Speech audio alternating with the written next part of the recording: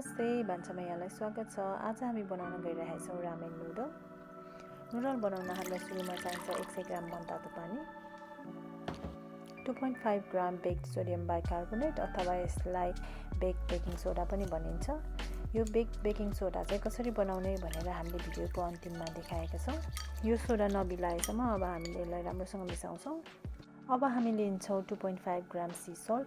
यदि तपाईसँग C salt छैन भने तपाईले सामान्य नुन पनि प्रयोग गर्न सक्नुहुन्छ।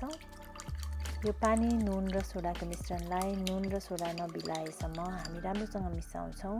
यो मिश्रणलाई जापानिज भाषामा कान्सुई पनि भनिन्छ। अब हामी लिन्छौँ 250 ग्राम स्ट्रङ फ्लावर, यसलाई ब्रेड फ्लावर पनि भनिन्छ। यदि तपाईसँग स्ट्रङ फ्लावर छैन भने तपाईँ प्लेन फ्लावर अथवा मैदा पनि प्रयोग गर्न सक्नुहुनेछ। अब हामी यो पिठोमा अघि हामीले बनाएको सोडा, पानी र नुनको मिश्रणलाई थोरै थोरै गरेर मिसाउँछौँ।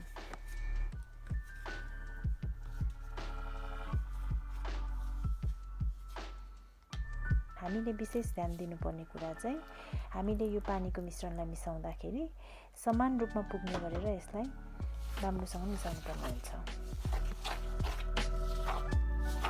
हेर्नुस् त, यो रामेनको आटा हेर्दा निकै सुक्खा देखिएको छ, तर हामीलाई चाहिएको टेक्सचर अथवा बनावट यस्तै नै हो। यसलाई राम्रोसँग गुद्दै जाँदाखेरि यसले आफ्नो आकार लिन्छ नै। तर यदि तपाईलाई आटा गुद्न साह्रै गाह्रो भयो भने तपाईँ 1 चम्चा पानी फेरि मिसाउन सक्नुहुन्छ।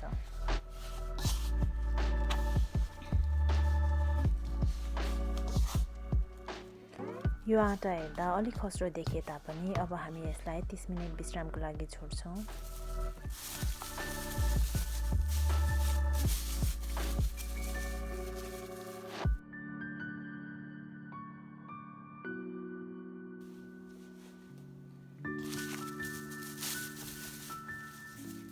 हेर्नुस् त, यो आटा अलि नरम भएको छ। 30 मिनेट पश्चात हामीले ध्यान दिनुपर्ने कुरा चाहिँ जति लामो समयको लागि हामी आटालाई विश्रामको लागि छोड्छौँ त्यति नै सहज हुन्छ हामीलाई आटा गुद्नलाई।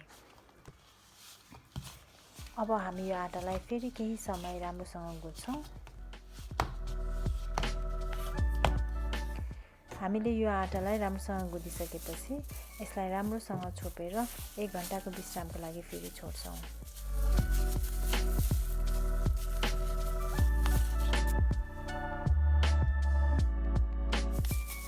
1 घण्टा पश्चात हाम्रो यो आटा रेडी भयो।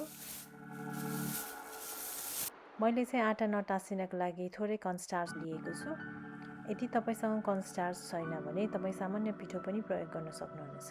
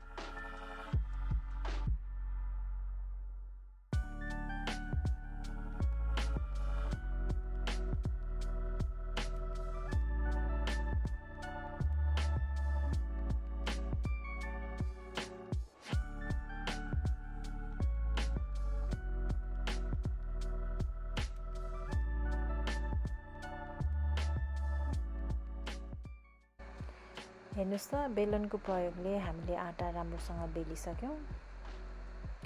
हाम्रो नुडल नटासिनको लागि हामीले फेरि थोरै कर्नस्टार्च चाहिँ अगाडि र पछाडिको भागमा लगाउँछौँ। लगाइसकेपछि अब हामीले यसलाई राम्रोसँग फोल्ड गर्छौँ अथवा दोबार्छौँ।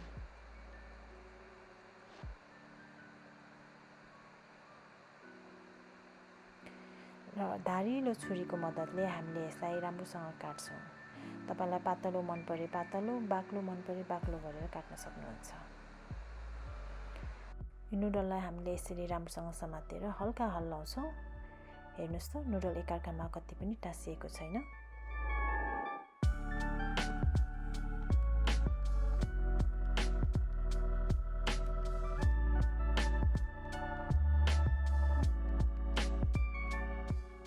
हेर्नुस् त हाम्रो नुडल तयार भयो बिना मेसिनको।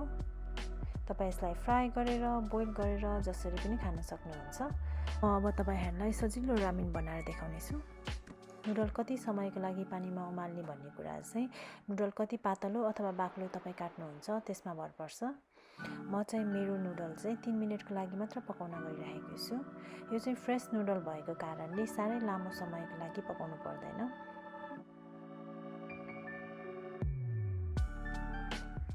यो चाहिँ हामी रामेनको सस टारे भनिहाल्यौँ। त्यसपछि हामीले बनाइसकेको चिकन ब्रथ हाल्यौँ अथवा चिकन सुप।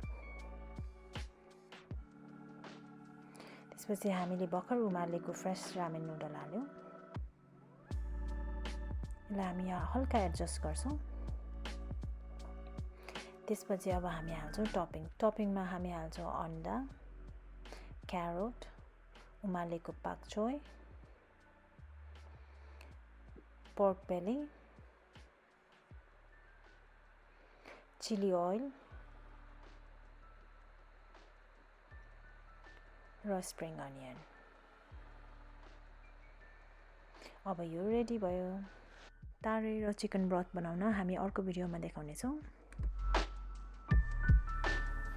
मैले रामेन नुडल बनाउँदा चलाएको बेक्ड सोडियम बाइकार्बोनेट कसरी बनाउने भन्ने प्रक्रिया यसमा राखेको छु।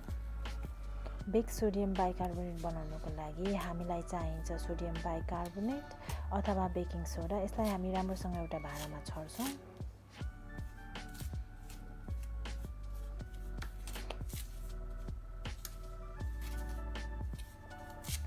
ओभनलाई हामी अब 120 डिग्री सेल्सियसमा प्रिहिट गर्छौँ र सोडियम बाइकार्बोनेटलाई 1 घण्टाको लागि हामी बेक गर्छौँ। 1 घण्टापछि अब हामी यसलाई कुल डाउन गर्छौँ अथवा चिस्याउँछौँ र यो प्रयोगको लागि रेडी हुन्छ। यदि तपाईलाई यो भिडियो मन पर्यो भने प्लिज लाइक, शेयर र सब्स्क्राइब गरिदिनु होला। Thank you.